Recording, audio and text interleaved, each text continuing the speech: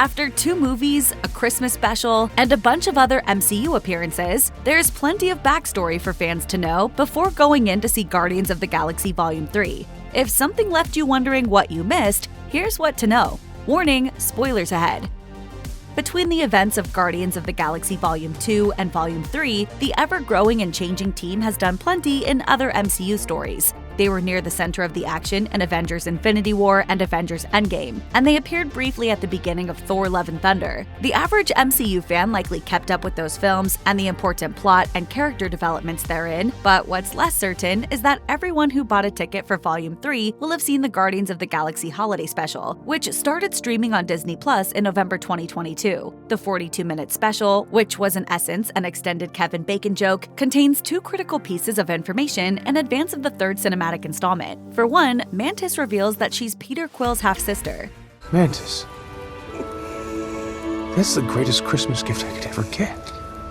Also, sometime prior to the events of the holiday special, the Guardians took Knowhere off of the collector's hands. In the first movie, the inhabited head of a deceased celestial is described as a lawless place of ill repute where one should watch their wallet. Later, Thanos all but destroys Knowhere in his effort to claim the Reality Stone. During the holiday special and the start of Volume 3, the Guardians of the Galaxy spend their days guarding and rebuilding Knowhere, which has become a refuge of sorts. That they're creating their own utopian society for broken people in a broken place is in keeping with the movie's themes, especially when compared to the High Evolutionaries' disturbing concept of utopia.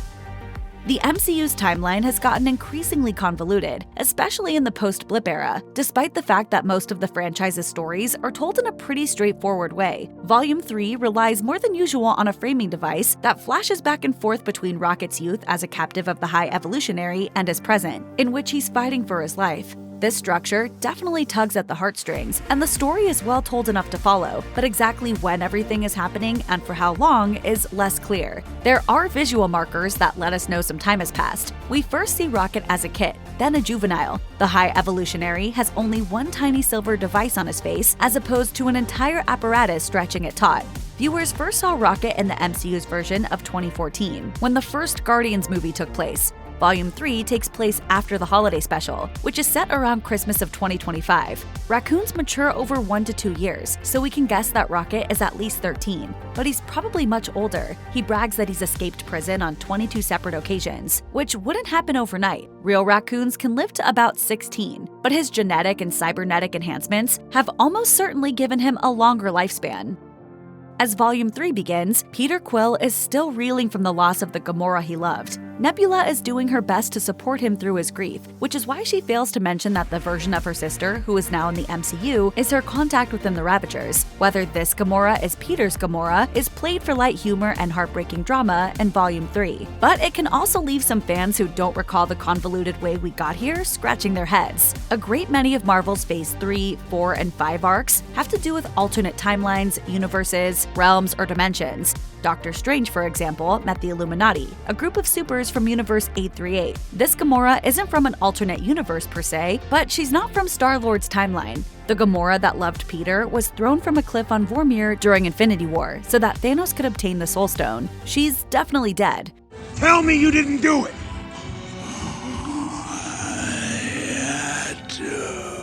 Endgame created a new timeline branch, and with it, a divergent Gamora with unique life experiences and personality traits. Biologically, she's the same being he fell in love with, but she has totally different memories. While some comic stories would refer to this alternate timeline as a different universe, that doesn't seem to be the case here. The MCU is often purposefully vague about these distinctions though, so as to keep as many story possibilities as open as possible.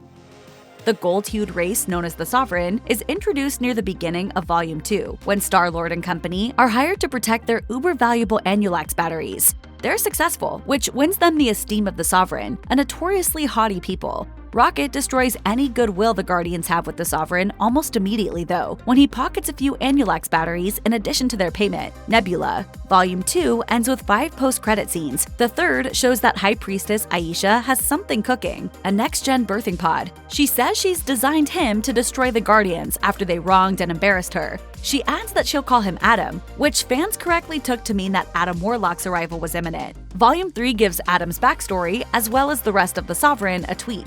The High Evolutionary brought them into existence as one of his experiments aimed at creating a perfect race. Though Volume 2 makes it seem like Adam was Aisha's idea, she complains that the High Evolutionary took him out of his cocoon too early. This retcon doesn't come out of nowhere.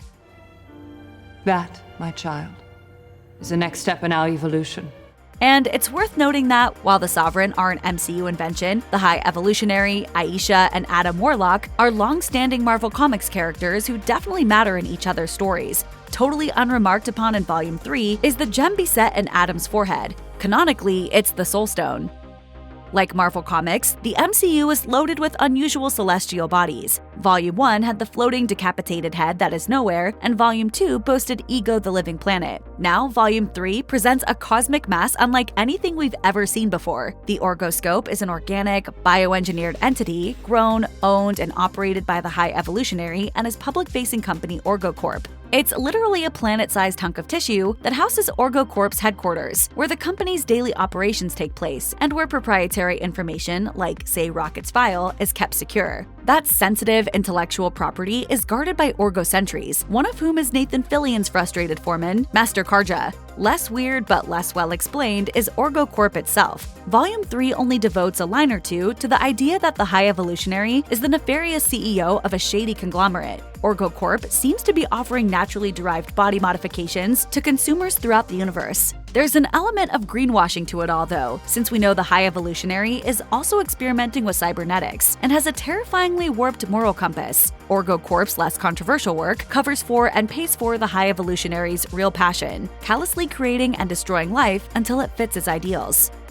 It took 26 movies for two characters to get intimate on screen in the MCU. And even then, what was advertised as a steamy Marvel first turned out to be rather underwhelming. The most enduring romance was between a witch and an android. Second place probably goes to Peter Quill and Gamora, and we only got a few minutes worth of their relationship at the very end of Volume 2 and in Avengers Infinity War. Fans likely went into Volume 3 wondering whether the MCU might engineer a way for Star-Lord and alternate timeline Gamora to find love, but instead, director James Gunn took this potential subplot in what seems to be an entirely unexpected direction. If you're looking for it, there's major romantic tension between Star-Lord and Nebula throughout Volume 3. Gamora herself picks up on it, after which there's a moment when Quill seems to realize he does find Nebula attractive. Nebula is, of course, hard-shelled and combative as ever.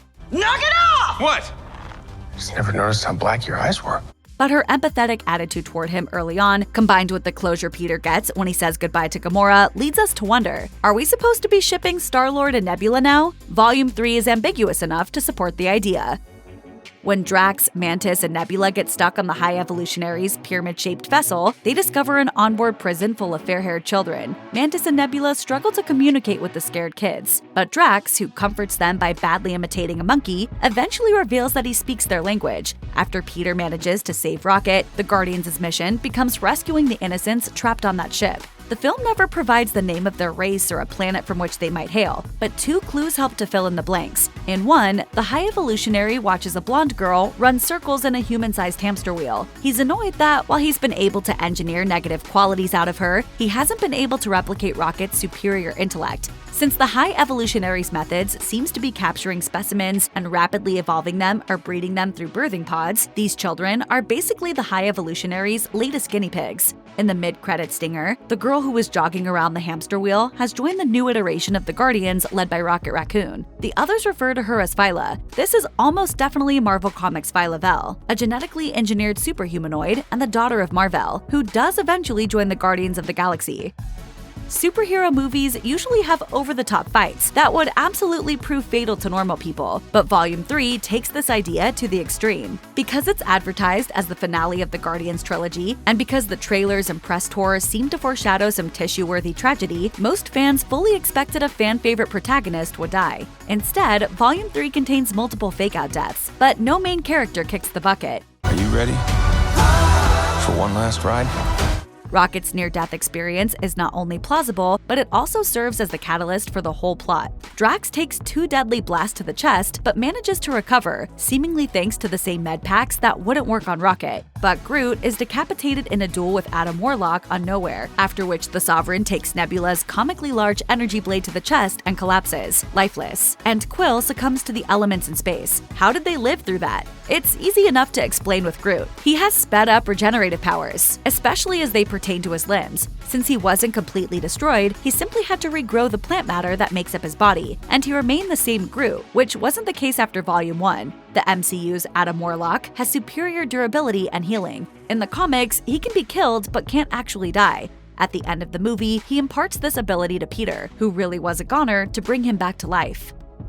Volume 3 was meant to be the capstone to these superheroes' shared story, and based on all the tearful goodbyes in the film's final moments, it probably is, at least as a group. Gamora returns to the Ravagers, and her smile makes it clear that's where she belongs. Mantis goes off to find herself, and Drax adopts the children that had been the captive subjects of the High Evolutionary. The actors who play those characters, Zoe Saldana, Pom Klementieff, and Dave Bautista, have indicated they're unlikely to return to the MCU, but the mid-credits stinger teases a new Guardians team moving forward, led by Rocket, and made up of Groot, Cosmo, Kraglin, Adam Warlock, and Phyla. Whether we ever actually see this team in action is yet to be determined, but at least in fans' imaginations, they're out there guarding the galaxy. For his part, Peter Quill returns to Earth to reconcile with his grandfather, Jason. Curiously, there's a tacked-on title card that reads, "The legendary Star-Lord will return." That seems to indicate Chris Pratt will be reprising the role. With Gunn having migrated to DC, the future of the Guardians franchise is up in the air. But Star-Lord is a marquee MCU character, and Pratt is a bankable star. Since he's back on his home planet, it's possible we'll see him again in a standalone film, or in a cameo in another hero's film. But it's just as possible that he'll retake to space to play a part in the Avengers movies, slated to premiere in 2025 and 2026.